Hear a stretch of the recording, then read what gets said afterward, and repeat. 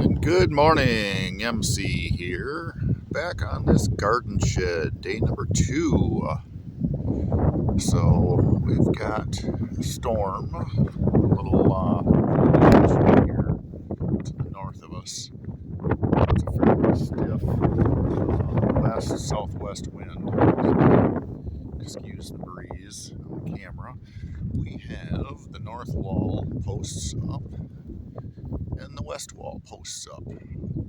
Still have to do the south and then the opening east side here.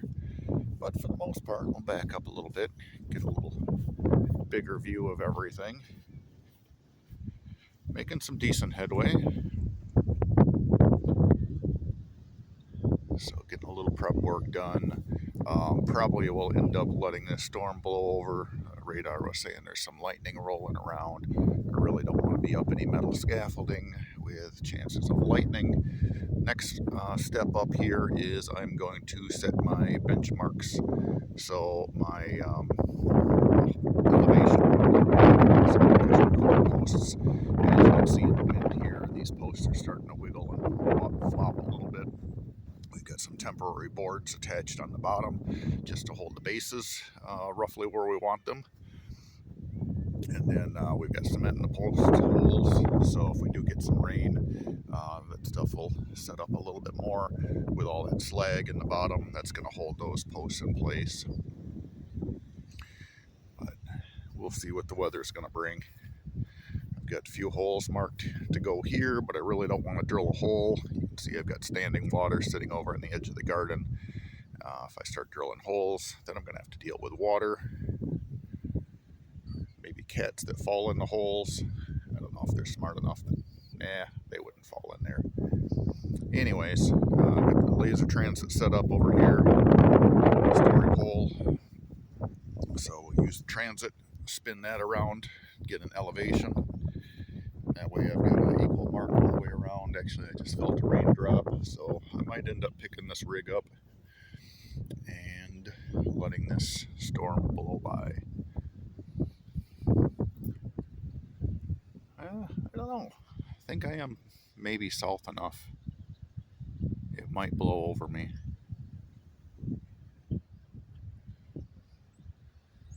Anyway, yeah, so this will be fun.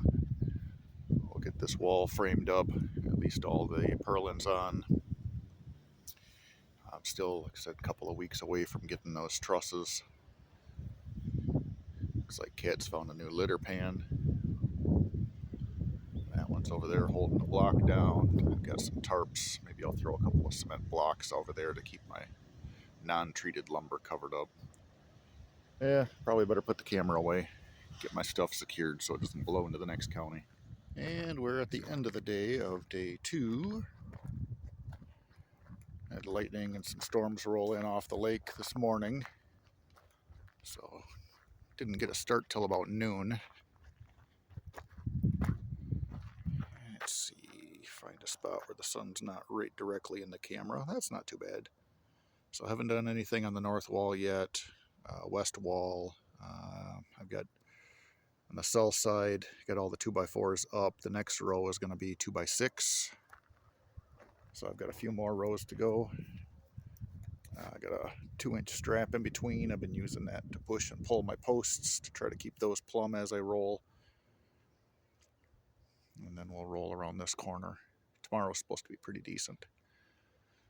So should be able to get these square. I'd rather square, true all these up, lock them together before digging more holes, putting more posts in, and having them things warp around when I'm not ready for them yet.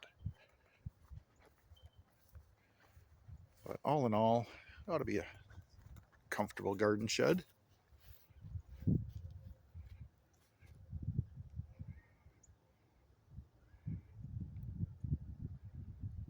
This side's still straight. The pink string is just my baseline. It's like 32 inches up from the finished floor. So there's about just a little over a foot elevation change from the west side of the building to the east side. Again, the boards on the bottom, those are just temporary stringers thrown up there to keep my posts plumb until the ready mix set up. And so even these stringers on the bottom, those are temporary. We'll yank those off, get those set in the right elevation. So those will end up being like 2 boards high, maybe 3 high, depending on how much backfill I got to bring in.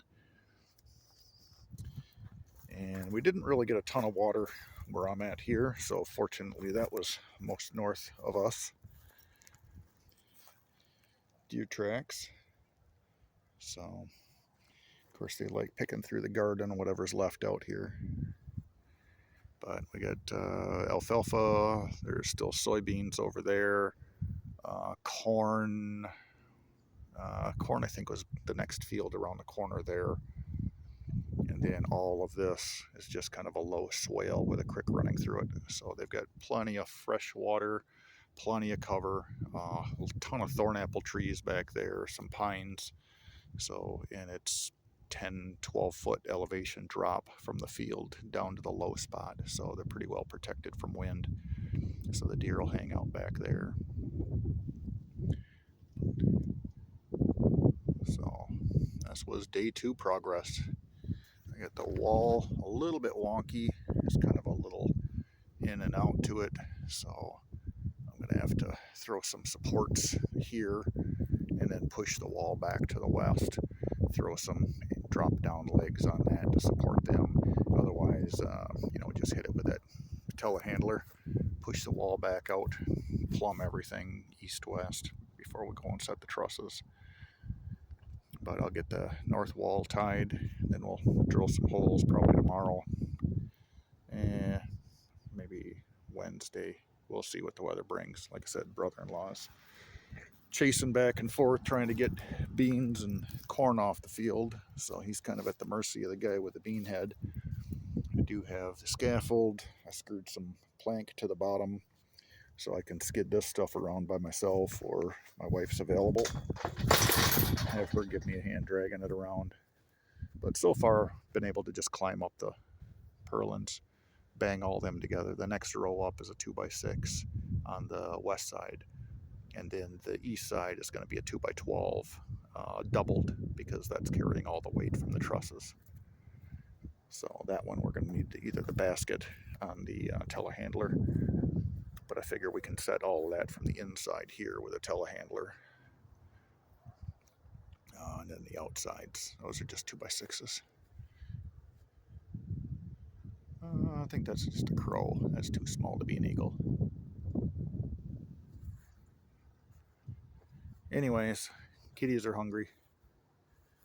Got a gun club meeting tonight, so wrap things up early and head out and do it all again tomorrow. Thanks for watching the progress.